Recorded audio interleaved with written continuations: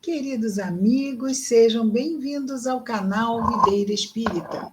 Meu nome é Cristina Brito e este é o programa Projeto 15 Minutos, o Céu e o Inferno. Aqui, diariamente, nós estudamos, por mais ou menos 15 minutos, o quarto livro da codificação espírita realizada por Allan Kardec, O Céu e o Inferno. Estamos atualmente na primeira parte desta obra, que trata da doutrina. Estamos no capítulo 9, que fala dos demônios, e aqui nós estamos vendo Kardec, aqui a partir do item 10, Kardec responde às objeções ao que foi trazido pela doutrina da Igreja sobre os demônios. Ele traz uma, duas, três objeções e depois ele vai responder, como se fosse assim, uma resposta da Igreja a essas objeções. E no 10 ele coloca isto, no 11 ele vai trazer uma outra contradição em cima do que foi dito pela Igreja sobre demônios, mais grave e mais séria, e hoje ainda ele vai continuar sobre o item 11, ok? Então ele diz assim: se admite a falibilidade dos anjos. Olha, Deus criou os anjos dentro da doutrina da Igreja. Deus criou os anjos perfeitos. Nada de simples ignorantes, porque isso é para os espíritos lá, criados simples ignorantes. Mas só tem uma encarnação. Ou acerta ou não acerta. Aí Deus criou os anjos perfeitos, não tiveram que passar por nenhuma luta para conquistar todas as suas perfeições e qualidades. E eles lá faliram. Com tudo isto, Deus se mostrou incapaz de criar um ser perfeito que não falisse. Então não é Deus. Não é? É isto que torna a coisa muito, muito complicada. Então, se admite a falibilidade, ou seja, se admite que os anjos são capazes de errar, de falir, de cair, igual a dos homens, a nossa falibilidade, nós podemos errar, cair, mas nós não somos perfeitos. E sabemos disso, mas espera aí, mas os anjos não são perfeitos? Então, se admite essa falibilidade dos anjos igual à falibilidade dos homens, que são os espíritos encarnados, a punição é uma consequência natural e justa da falta. Mas, se admite ao mesmo tempo a possibilidade do resgate pelo retorno ao bem, então, ok, então errou, inferno para todo sempre. Kardec traz logo o quê?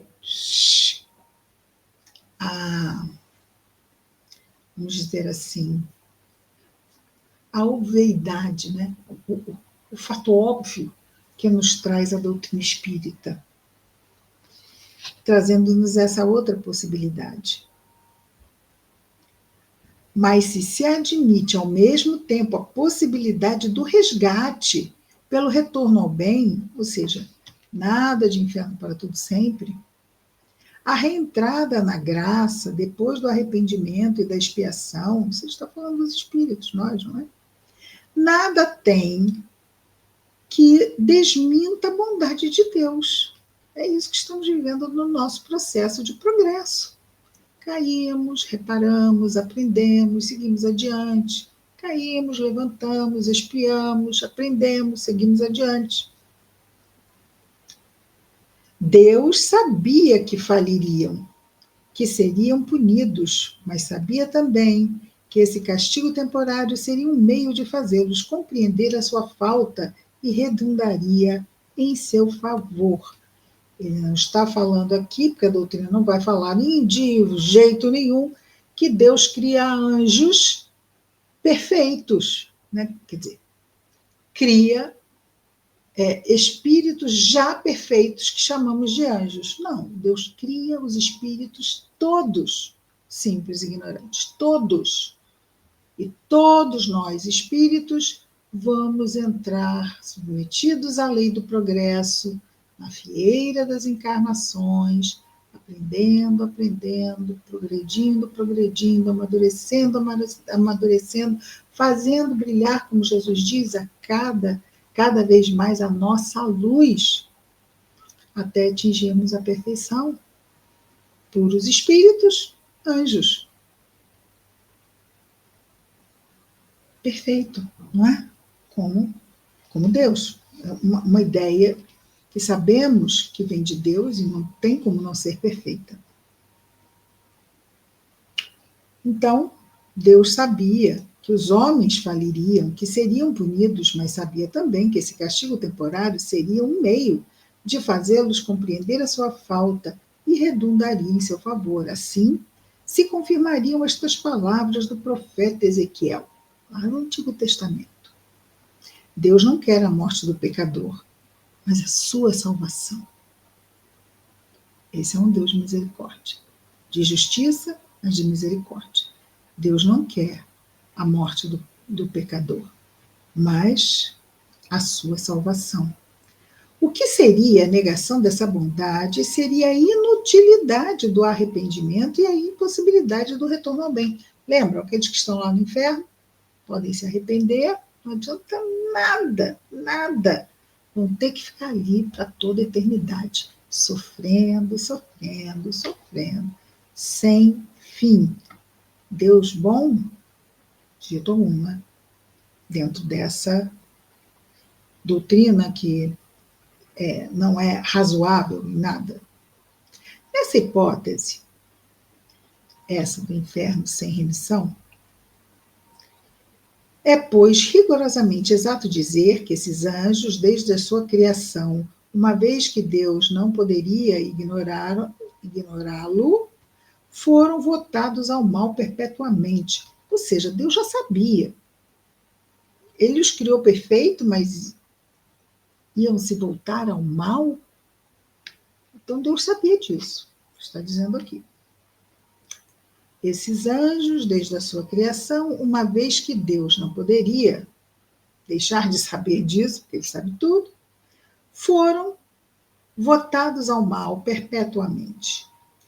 Dedicaram-se ao mal perpetuamente e destinados a se tornarem demônios para arrastar os homens ao mal, não satisfeitos de virarem as costas a Deus que os criou perfeitos, vão também se dedicar a levar ao erro, ao mal, os homens, a humanidade, os seres humanos, nós encarnados.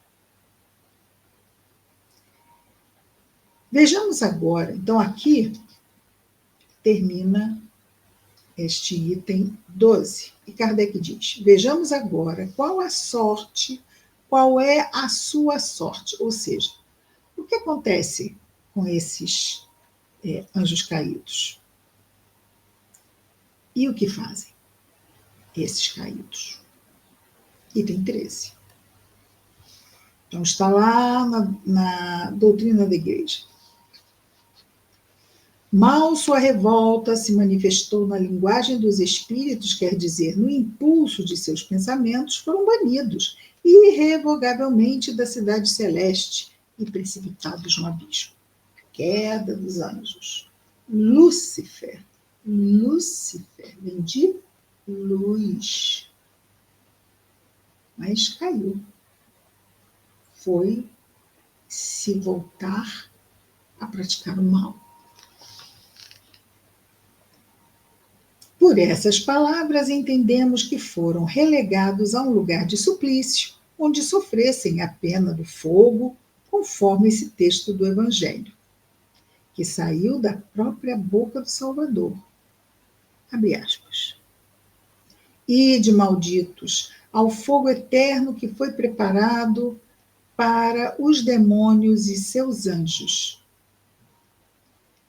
Pedro diz expressamente que Deus os entregou às caldeiras e torturas no inferno, mas nem todos aí ficam perpetuamente. Não será senão no fim do mundo que serão presos para sempre com os condenados. Ponto.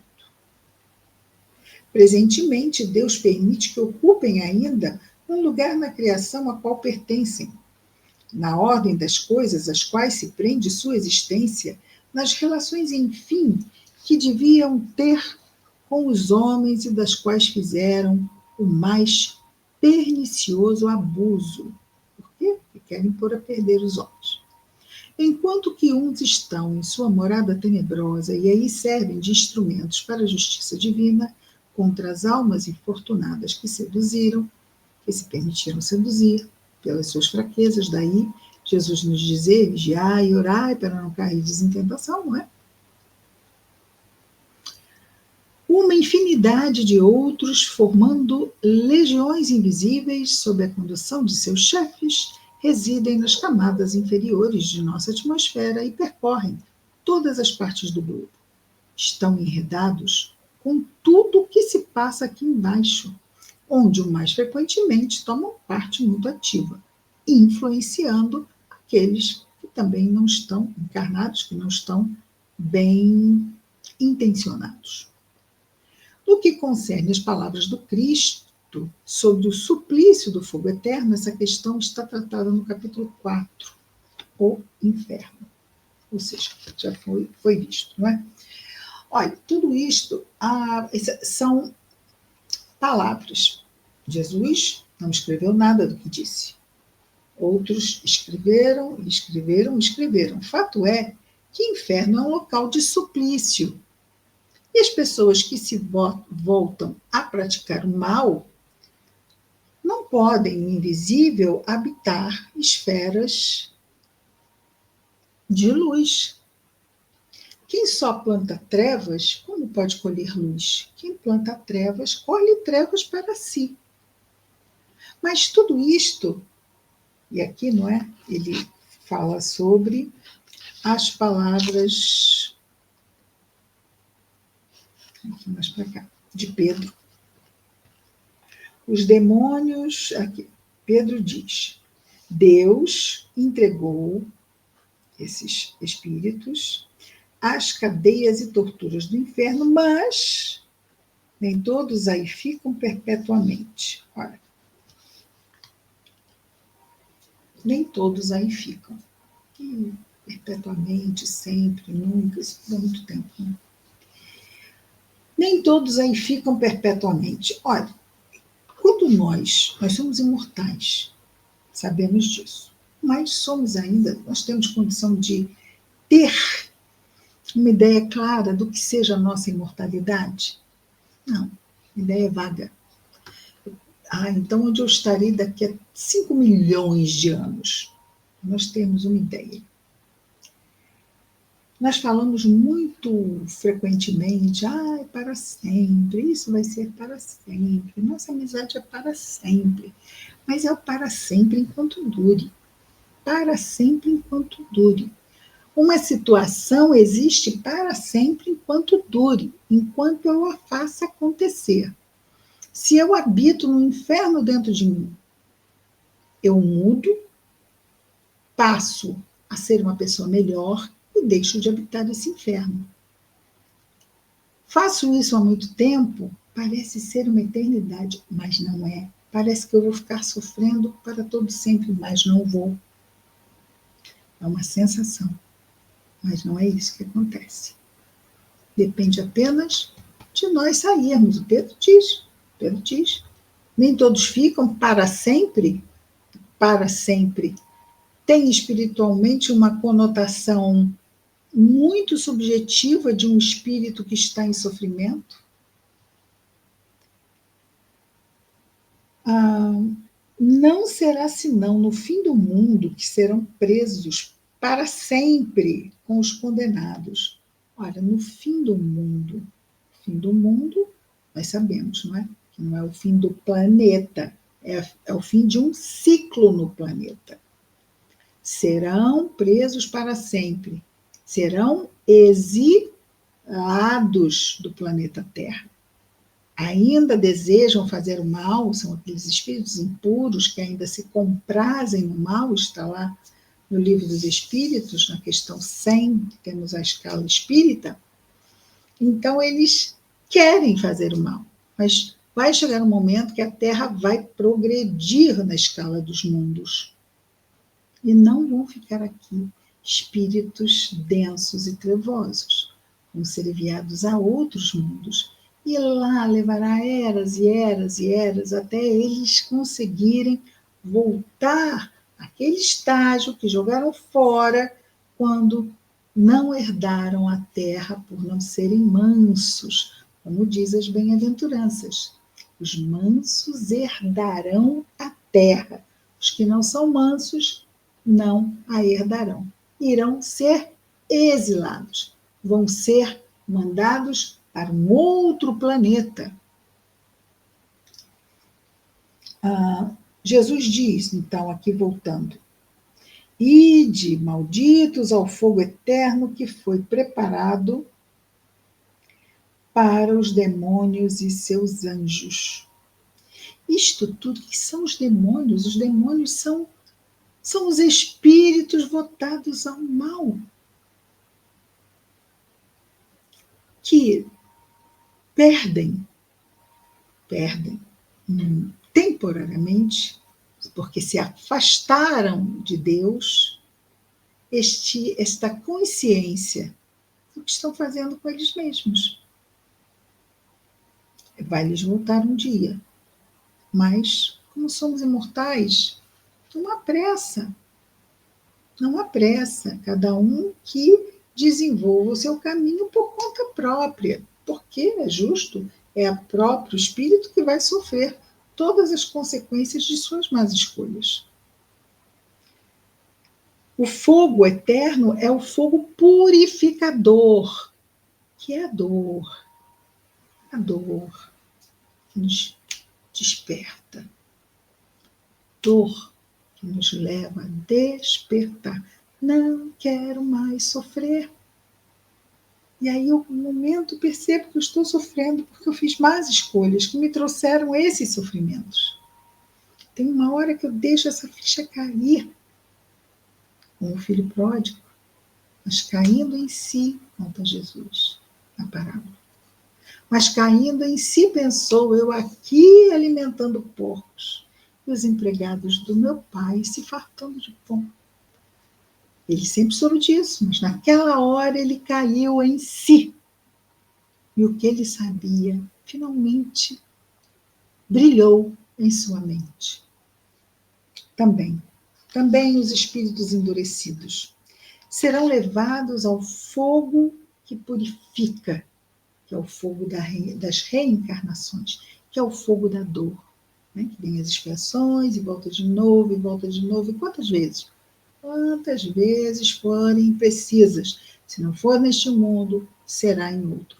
Porque todos os mundos chegam uma hora que vão evoluir, porque a maioria dos seus habitantes está pronta para este salto, não é?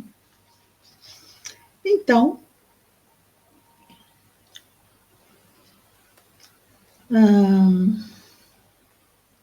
infortunadas que seduziram, eles fazem isso, não é? E além, servem de instrumentos para a justiça divina. Claro, o mal há de vir, mas ai de quem, por quem o mal venha. Então, a justiça divina se vale daqueles que querem fazer o mal para levar a dor àqueles que precisam despertar. Olha só que trabalho, que trabalho. Cada um, é claro, quer fazer o mal porque quer fazer o mal. Então, por isso que o escândalo, que é o resultado do mal moral, há de vir. Mas ai de quem, por quem o escândalo venha. Por quê? Porque ninguém é obrigado a fazer o mal. Ninguém é obrigado. Mas no mundo inferior como a Terra, alguém vai fazer. Então,